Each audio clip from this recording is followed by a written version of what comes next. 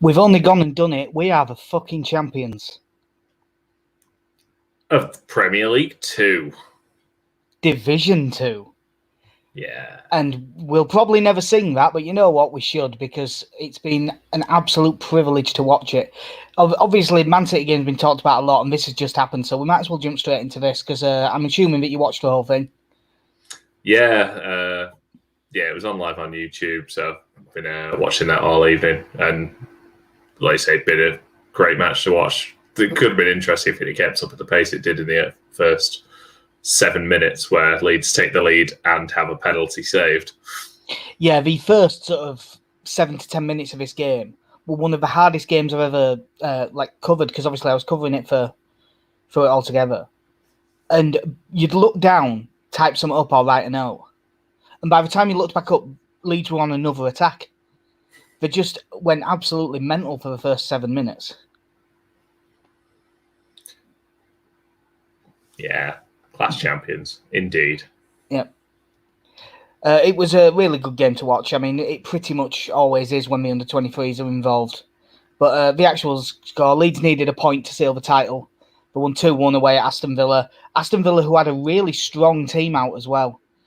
They had Wesley up front, who's obviously had a cap for Brazil and cost like £20 million. He has been out injured for a while, but, you know, it's still, you would assume, a tougher task than facing the average 19-year-old that you'd facing the under-23s. They had Bjorn Engels and, I nearly said Ezra Konsa, but not Ezra Konsa, Courtney Hawes at centre-back. Louis Barry in there as well for them. Yeah, Louis Barry, who, he was at Barcelona and looking really good, but he scored that good goal when they played Liverpool in the FA Cup and had to stick out the kids due to COVID restrictions and things. He looks like a real prospect. That Aaron Ramsey in midfield, because Jacob Ramsey's been playing in first team from this season quite a lot, and that Aaron Ramsey looked their best player in 23s by a distance. But despite all of that, them having some senior names in, it being a strong under-23 side, Leeds were miles the better side. Yeah, I think I really like the moment in the sort of about halfway through the first half when I think it's Joe Gelhardt goes up against, is it Wesley, who seems to be about a foot taller than him. No, not seems to be. I bet he is. Joe Gelhardt gave 0 fucks. Thought I'm getting in your face. Yeah, skinned him, and then Wesley rugby tackled him, and Joe Gelhardt reacted by being patronising, which I thought was brilliant. But yeah, throughout, it was obviously great to see Adam Forshaw get a decent run out and be part of that. I thought first half, Leeds pretty much focused everything down that left-hand side. Mostly, I think, going through Somerville as well. So you didn't... One of the few occasions where you don't see a whole lot of Cody Drama. There wasn't much for him to do going forward. Somerville just basically playing around, as you can sort of imagine someone who's played Eredivisie football could do when he's playing up against under-23s.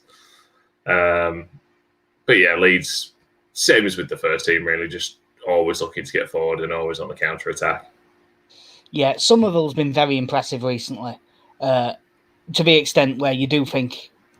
The problem is, because Leeds' first team is also playing so well, and that is not a problem. The problem is a bad way to phrase it. But in other seasons, 5 or 6 of these players would have got chances. Because, Sam Greenwood, Joe Gelhardt, Cody Drammer, Jack Jenkins to an extent, and he was very good tonight. Like, really good. One of the better games I've seen him play. Even Charlie Cresswell as well. Niall Huggins, who obviously did make one appearance. All of them have played well enough that you could justify giving him a chance. It's just that the players in front of them have also been playing really well. Yeah. And unfortunately, kind of the times they have, some of the younger players have been given a chance is either the whole game in the League Cup or Crawley, which we try not to talk about. Yeah, that was too many of them at the same time. If there had just been a couple. And the most impressive one didn't get the chance because, I mean, Gelhardt's just been unreal. And he went off at half-time today, which gives me some hope that it might be with a view to Monday. Getting into the actual goals, Sam Greenwood scored another absolute belter of a free kick. It wasn't as good as the one against West Brom, but if we were taking out the situation, first team versus 23s, that might actually be goal of the season. Yeah. Because it was one of the best free kicks you're ever going to see. We mentioned earlier that Gelhardt missed a penalty, but it wasn't a good penalty. And he has missed a couple this season. It doesn't appear to be the best penalty taker in the world, but it is fair to point out that he did win the penalty himself with a really good piece of play. The second half was more of the same in terms of Leeds being on top. Jack Jenkins, at the second attempt, after his first one was blocked, but Crescencio Somerville, with a run down the right way, beat two men, got to the byline and pulled it back and basically put it on a plate for him. It's good movement from Jenkins to find the space, but Somerville was so good in the build-up to that.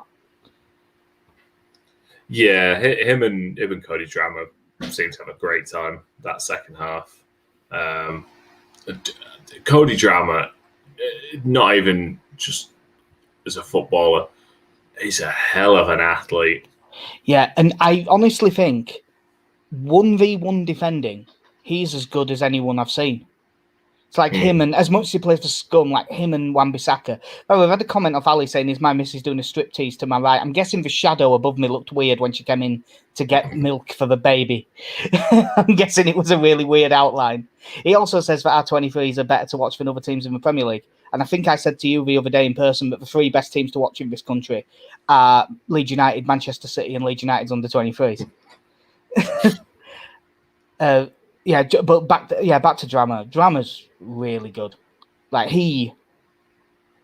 I know that obviously next season now Leeds are going to be facing a higher standard of 23s. They'll be playing Man United and Liverpool and everyone, so it will be a better test for them. But it's a really hard balance to find because I'm not sure who I want to go out on loan and who will benefit most from that. Who wants to stick around because they'll play? Like I think Gelhardt needs to stick around because I think he's got to play some minutes. I think he's too good.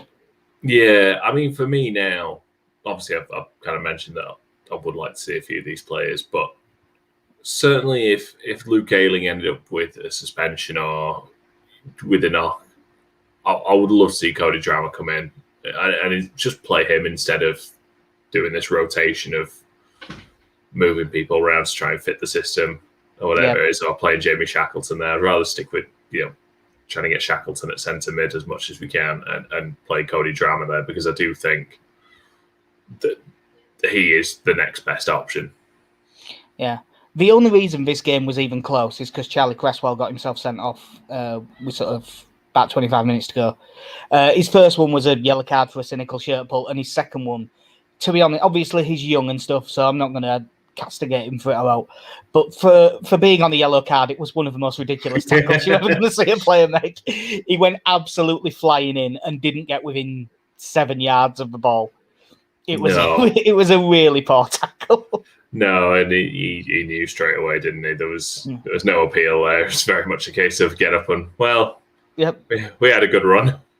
Yeah, I mean, to be honest, it's weird because barring the two, like even the first yellow, it was one of Drama's only errors that he made. He sold him a bit short with a pass, and that kind of played him into trouble, and he got caught out pulling him back.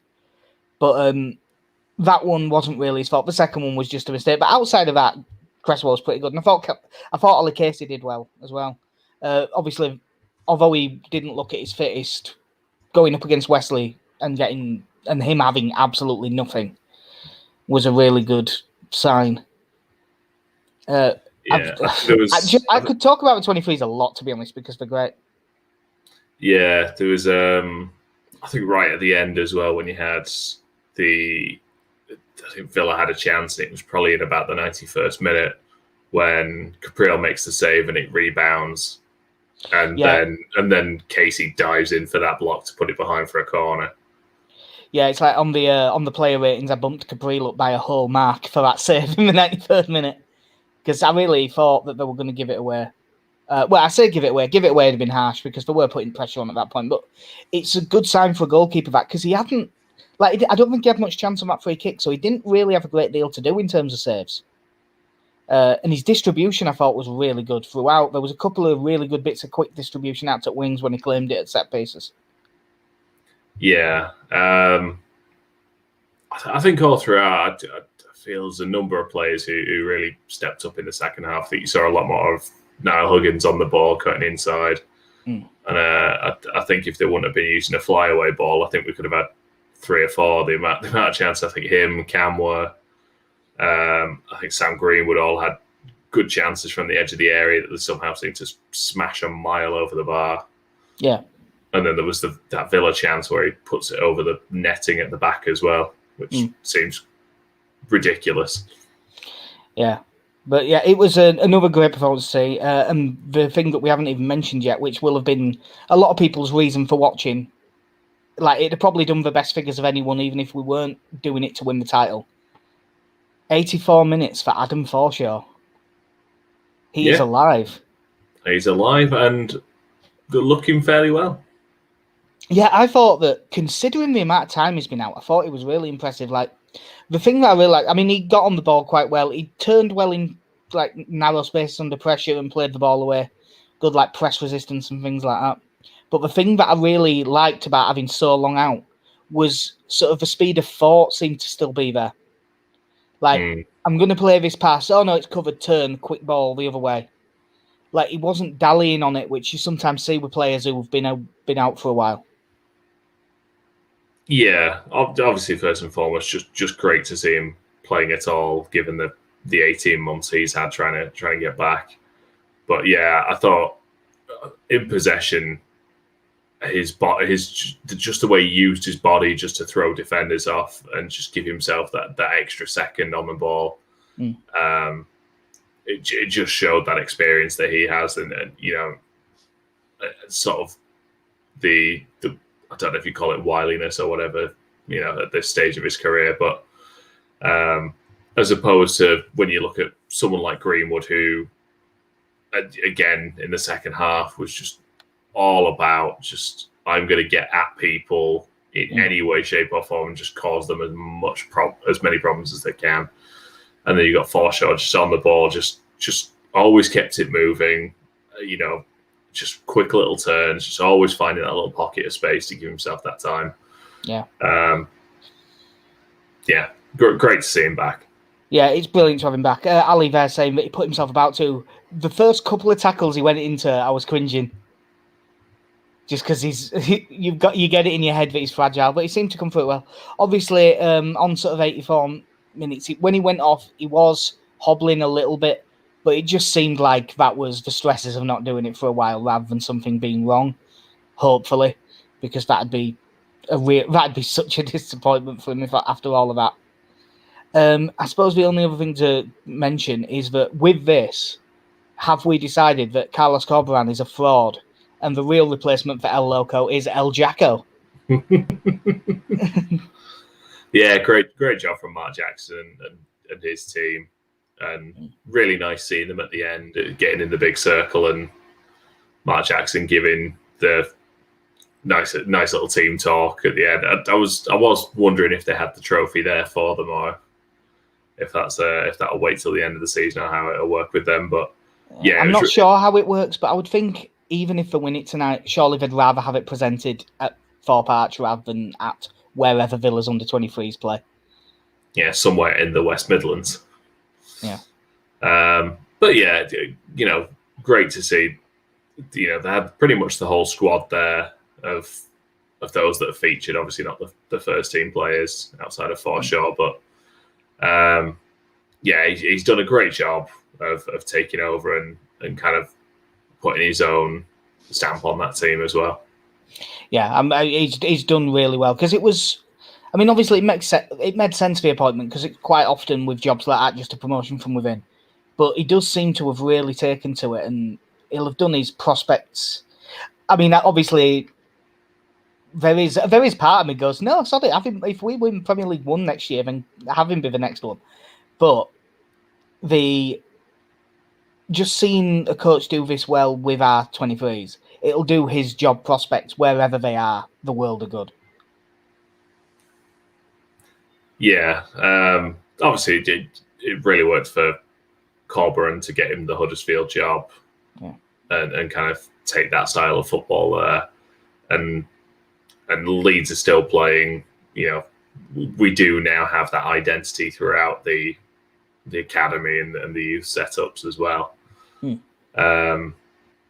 So yeah, if that's something he can keep up into next season, then yeah, you could see clubs looking around at someone like him that want to try and build that pressing style that Leeds play with at the moment. Yeah. Leeds are getting a bit of a thing for 2-1 wins lately. Obviously, the 23s have had the 2-1 win tonight. The 2-1 against Fulham, 2-1 against Sheffield United. And, least surprisingly of all, a 2-1 win at Man City. Yeah. Totally on the cards. Just run-of-the-mill win that we all expected, really. We didn't predict defeats or anything. Yeah, I actually could not believe this. It wasn't just the win, but just the manner of it with everything that happened. Like, we'll try and be something like chronological with it. I mean, the first half, obviously, like, Man City were on top, but it's not like we weren't a threat. On the break, although we didn't get the shots away, we did have chances. Yeah, there was a few sort of dangerous balls across the penalty area, and it was, obviously Bamford's chance where John Stones, I think, is expected to clear it and seems to get nutmegged. And by that point, I think Bamford's fully expecting him to clear it, and that puts him off. So it ends up going just behind him. I think there's a couple of times Rafinha got into good positions towards the byline, and the pullback just wasn't quite there. But like you say, we were getting into those areas, and obviously by the time we actually score, that's the first shot that we've had. But there were signs that we could get at them. Yeah. And when we did get the goal, it was a really good goal. Like, Liam Cooper's ball down the line is a really good pass. Helder Costa, like, sort of wins 2 50-50s, which it wasn't just that he had a good game in this. That's the sort of thing, that's where the criticism has been. Not being strong enough, not committed enough, getting knocked about too easily. So for him to win 2 consecutive 50-50s like that and then get the pass away was a really good sign. He plays it into Bamford. Bamford squares it. Stuart Dallas hammers it in off the near post. Didn't take a deflection. I don't care what anyone says. Really good finish, and it was almost basically the perfect half up until Liam Cooper's red card. Yeah. Unfortunately, in this day and age, you can't be making tackles like that. Yeah. I mean, it was more of a clearance than a tackle, wasn't it, really? He got there by a mile. It was just a follow-through. Yeah, he put the ball and Gabriel Jesus both into Rosehead. Yeah, if it wouldn't have been for the George Baldock thing against Sheffield United, I don't think I'd have been annoyed at all. Because, look, I know modern football is rubbish, all of that stuff, but it's been a red card for 5 years, is that minimum? It's definitely a red. It's just because Baldock got away with what I still maintain is a worse tackle. Cooper caught him higher, but Cooper didn't have the same level of force. He wasn't as out of control. I think it's way less likely that Cooper would have injured Jesus making that challenge than it was Baldock really injuring Tyler Roberts in the way he went in. Yeah, I think we mentioned previously, it's one of those where, again, if Tyler Roberts has a planted leg when that challenge goes in, it's, that could have been a horrendous tackle. Fortunately, I think Jesus didn't have his weight fully on that leg as the tackle goes in. Now, obviously, there's the angle back from behind where you see it. It does look like a horrific challenge. Yeah. It was who was the referee they had in the BT studios? Peter Walton. It's Peter Walton, who, I mean, he's famed for being horrendous at his job. Yeah, the whole thing was, the referee's giving him a yellow card, and you look at that on first viewing, and that seems like a reasonable decision, and it's gone over to VAR. Oh, it's going to be turned into a red. This. Well, you look at, and then he just cuts in. You look at it, and you got to think, that's a red card. Like, you just said that was a yellow. if your own opinion is flipping watching these replays that you had already watched, like, all he what are you does, bringing to this? all he does is back up whatever the referee said, and he's been terrible for it the entire season. He's just rubbish at his job, unfortunately. But in a way, I mean, it sort of makes it better. You know, it like obviously Man City were completely on top. Leeds, in a move that at first surprised me, but you know, as usual, it's Bielsa being right, because I thought Roberts would go off and we'd leave Bamford up top. But I suppose we didn't leave someone up front. We sort of let Rafinha/Costa be the one, you know, playing from wide and be the out ball. So I suppose in that situation, you're better off having Roberts, who's more of a midfielder. Leeds hung on and hung on and hung on. We got to the hour mark, and that's when I claimed moral victory in the way that the square ball have had. We beat Liverpool on the opening day morally. That was when it was moral victory. And then they do get the equaliser. Little ball through to Bernardo Silva, who I'm sure he wasn't, but still looks like he's slightly offside. Lays it off to Ferran Torres, who it's an all right finish, but it's not right in the corner. And I think if Meslier doesn't slip just before he hits the shot, I think Meslier probably saves it.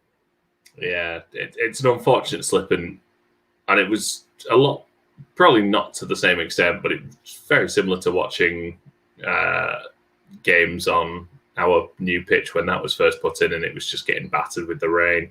There was quite a few slips going on in this one. But yeah, it was one of those where you just sat there, and John Stones is slowly creeping up to break this season's record for the furthest distance dribbled. So he is now safely ahead of Jack Grealish, and as it turns out, that was the master plan to tire John Stones out. Yeah, he did lots and lots of running. Hopefully for him, that doesn't come back to bite him later. But yeah, they get the equaliser, and I can't pretend that but then Leeds come into the game. No, Leeds were just sitting back. They couldn't get out just because Man City are really good and we had an extra man, 500 million quid worth of players on the pitch, pinning us back.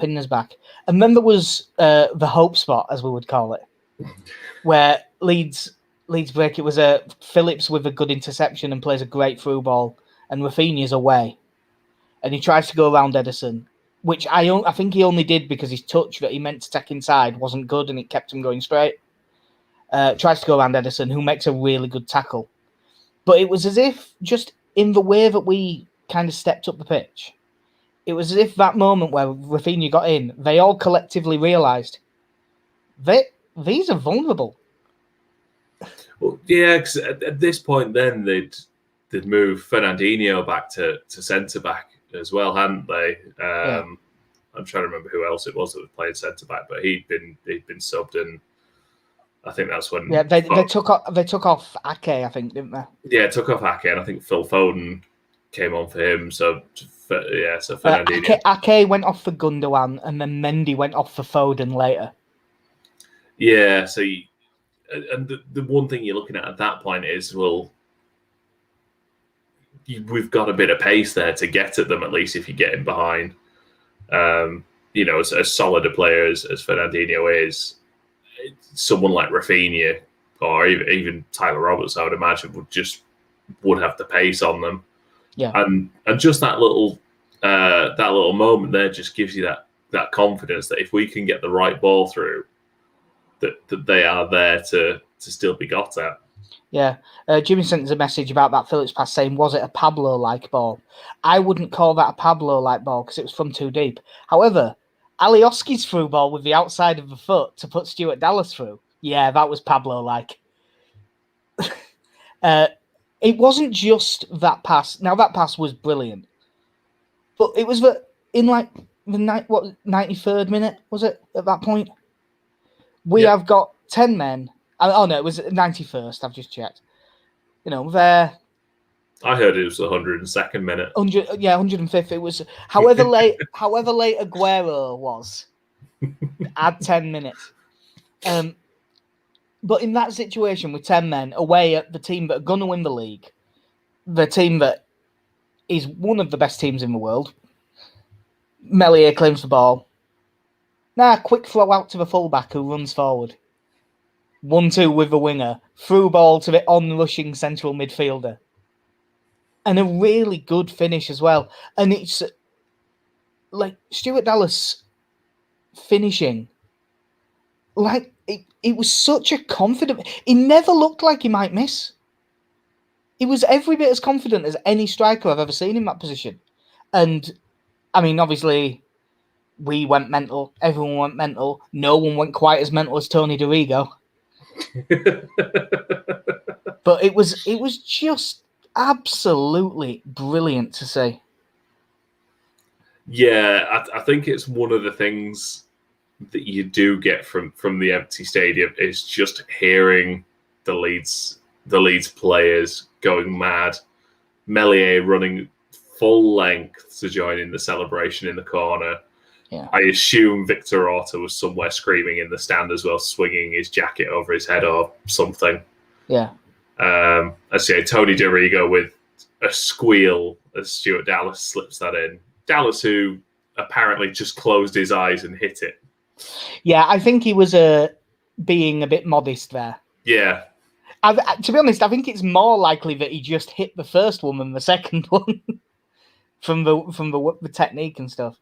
But like we did say earlier in the season, and I mean other people have as well, that everyone was saying, I wonder if there'll be one game where we turn one of these over.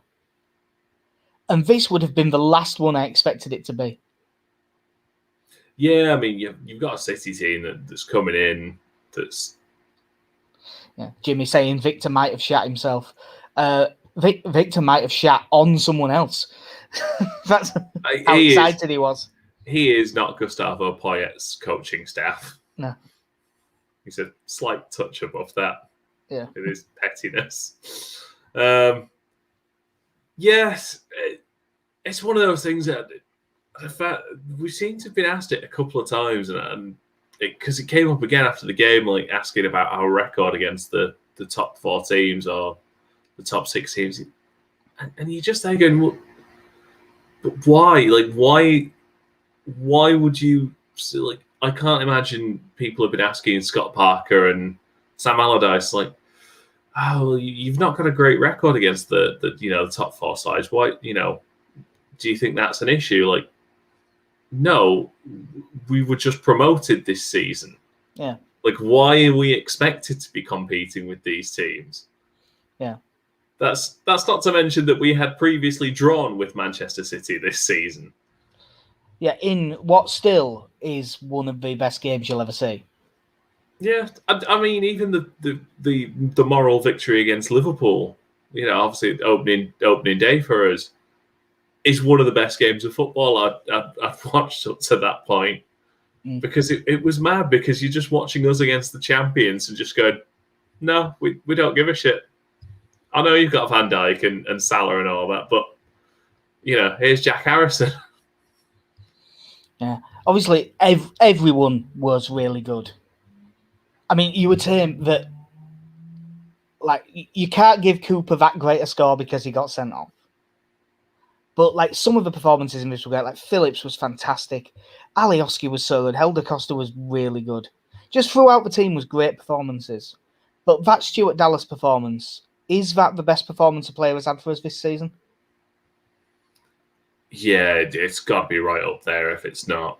Again, you mentioned about how well Alioski and Costa played, and the thought of them two playing on the same side before the game, and I think we've kind of spoken about Man City possibly making changes, which they did. They ended up making 7 changes. Yeah. Just to point out, those two playing on that side against Cancelo and Mahrez. Yeah. So before the game, you would have had cause for concern, but no,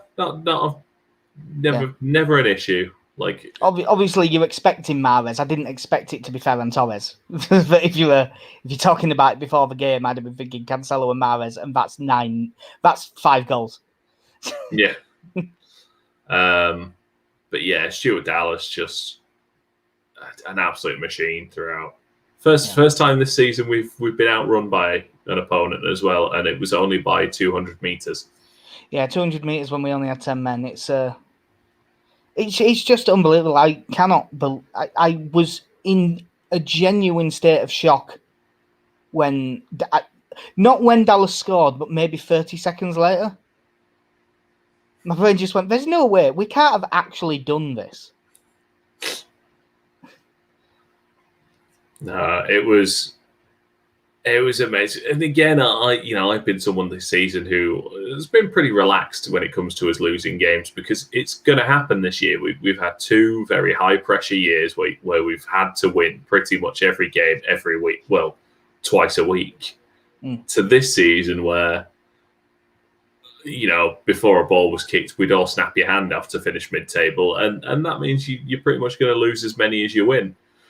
And so when, this whole season, while we've not been anywhere near a relegation fight, if we've lost a game, I've just been like, oh, well, it's not great, but I have no concerns about it. We are doing better than I had expected us to do this season. So, but I found myself getting so tense and nervous as City just kept attacking.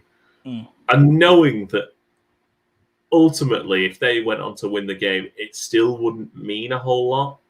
Like, it wasn't going to change anything for us. We're still going to be mid-table.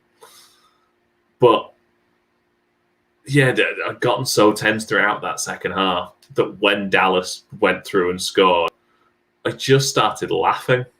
Yeah. Like, it was just funny more than anything else of just, you've got all these players, you've thrown Foden on, you've put Gundogan on, you've got this, like you say, 500, 600 million pound team on the field. And 1.3 million pound signing from Brentford, Stuart Dallas, just runs down the middle. Yeah. And outpaces. Nutmegs your keeper. Yeah. And takes the 3 points. It was a brilliant end. Yeah. We've had another message of Jim that just says, so I think we're still going to get 8th. Nah, mate, that would be really nice, but to be honest, now, us being only like 5 points off Europe is just giving me that knowing voice in the back of my head, because there is no way that we should be anywhere near getting that. And the worst thing that could happen to us now, really, is for us to somehow get into 7th and then drop away. Because then we'd leave this season with some sort of disappointment, which is so undeserved. So if we're going to ever hit 7th, it better be on the final day. Because other than that happening, if we drop and finish 13th now, fine, not a problem. It would have mean that we've had a bad end to the season, but fine. I'm so proud of the team that we've seen. It's I predicted 12th pre-season, and if they beat that, that is some serious going. Yeah, there's 2 sides of me that look at that 7th place, and there's part of me is like, obviously the fan that's just like, God, we could be back in Europe, we'd be the best team in the world in 2 years. And then there's the other part of me going, qualifying for the Europa League would be the stupidest thing we could do right now. We do not in any way have the squad to deal with this shit. And I don't want us to spend a load of money to pad out the squad for the Europa League. I just want a summer where it's like, okay, we want to do better than we did last season. So let's go get 2 better players than we have now. And just be reasonable about the whole thing. Now, if we qualify, if we happened to sneak in, and I don't for a second think we will, but if we did, it'd be really funny to see Bielsa just go, now that's where Gelhardt and Greenwood are playing. Leeds United have sent the under-23s to play Roma. And somehow they've come away with a creditable 1-1 draw. as Elia Capriel brings out his inner Nigel Martin and has an absolute worldie of a game at Roma. That make Adam Forshaw Alfie Haaland in this situation. Yeah, which means that we should probably sign Adam Forshaw's kid now. All right, yeah. Well, after an amazing win against Man City, which, I mean, what are we currently? 10th, 45 points. Pretty damn impressive situation to be in. We've got the nice, easy task of playing Liverpool on Monday night. And that, in theory, at the start of the season, that's as scary as playing Man City, but it's not now. No, the fear is gone. That Liverpool team is there to be got at. Yeah. They are clearly still nervous. That they just do not have the back line. And, it's obviously an unfortunate situation for them how they've lost Van Dijk and Gomez this season and then every other defender they've had as well. Is it Kabak they've got at centre-back? Yeah, Kabak is very, very highly rated. He's still young, so you'd say he's still got mistakes in him and stuff, but the duo that they've settled on in their current situation is Nat Phillips and Kabak. Yeah, so it's a young pair. It's a young pairing with that will be under pressure. If nothing else, you can imagine having someone like Bamford just pressuring you at a time when I can imagine where like you say, Kabak, he's young, he's promising, but there's been a few mistakes from him already since he came in. And you never know when someone's confidence is a bit low like that, what the sort of pressure Bamford's going to put on you can lead to, whether it's leaving a back pass short or just dallying on the ball a bit too much. So I think there's definitely there's them to be got at that way. But you do look at the other side where, all right, Sadio Mane is not scoring much, but Mo Salah, I think, is still the top scorer in the division despite the slump they've been in. Yeah. You've got Trent Alexander-Arnold now out on a mission now to prove he's the best right back in the country, or certainly the best attacking right back. Yeah, so it could be it's not just Salah. Trippier. Like Jota's, Diogo Jota's in really good form since he came back. Firmino, I know that he's not as big a goal threat as some others, but I still think he's a really good player that can split open defences. They've just, going forward, they're pretty much as terrifying as they always have been. They're not in as good a form, so they're not quite, but in terms of the players, it's a seriously scary lineup going forward. Yeah, you've got Andy Robertson in there as well, who again is just he's a fantastic left back. And you would think that Robertson in this game, it sounds like he'll be up against Helder Costa because it sounds like Rafinha's probably out. Yeah, he's doubtful. So it looks like it'll be Harrison coming in. Obviously, he missed the Man City game. Got to play a lovely friendly in York instead. Yeah. Or against York, I should say. Yeah, I can say he scored a couple, didn't he? Yeah. So, it wasn't a total wasted day for him. Outside of that, I don't think there's... I think Rodrigo's still doubtful, so you'd imagine Gelhardt will keep his place on the bench, which I think could be why he only played 45 minutes today. Yeah. The only other change is obviously Cooper's going to be suspended. He's the left-footed one, so we're assuming Strauch. Yeah, I think so. Yeah. Robin Koch came on sort of nominally in midfield again, but it wasn't quite as simple as that. The way that he... Koch in midfield wasn't an out-and-out midfielder against Man City. It was more extra defenders. It was passing like a number 10. We haven't really spoke about it much, but all of them against Man City were impressive. But Llorente, I thought, was really good.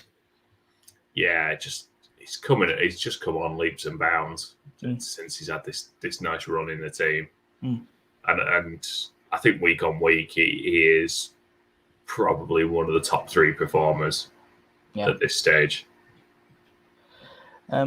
So obviously with a couple of changes, they will maybe play 4-2-3-1, but they'll probably play 4-3-3. They pretty much always do. So we'll be in his normal shape. I can't see there being any other weird changes unless there's a late injury. I'm almost tempted not to do a prediction and just release it on Twitter because we forgot against Man City and we won. Yeah, that's fine. And just predicted defeats again. Yeah, but Jimmy's in the comments saying he thinks we'll scrape a draw. What do you reckon? I'm going to say scrape a draw. I was thinking 2-2. It's just strange. Obviously we're a strange team to predict draws for at this point of the season, but like I said, they're there to be got at. We can be got at times whilst going forward, and they do also have the players to punish us. I really hope it is something akin to the game at Anfield, if nothing else, that it's just end to end. Yeah, because at this point, with how we are, I just want to see some good football now. I've no concerns about, again, if we lost this, you'd just be like, well, I didn't want to lose to Liverpool, but we're still mid-table. We're not West Brom. Yeah, it's still good. Yeah, I think that weirdly, I think this is what I said for the Man City game actually, but I'm not doing it for that reason. It is genuinely the first scout coming to my head. I think we'll lose 4-2.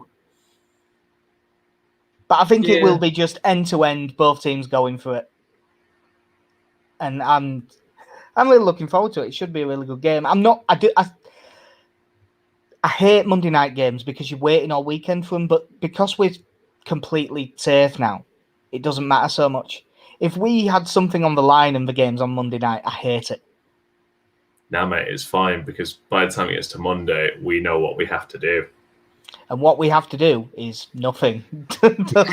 What we have to do is play. KC, this comment wants to go on your Tinder.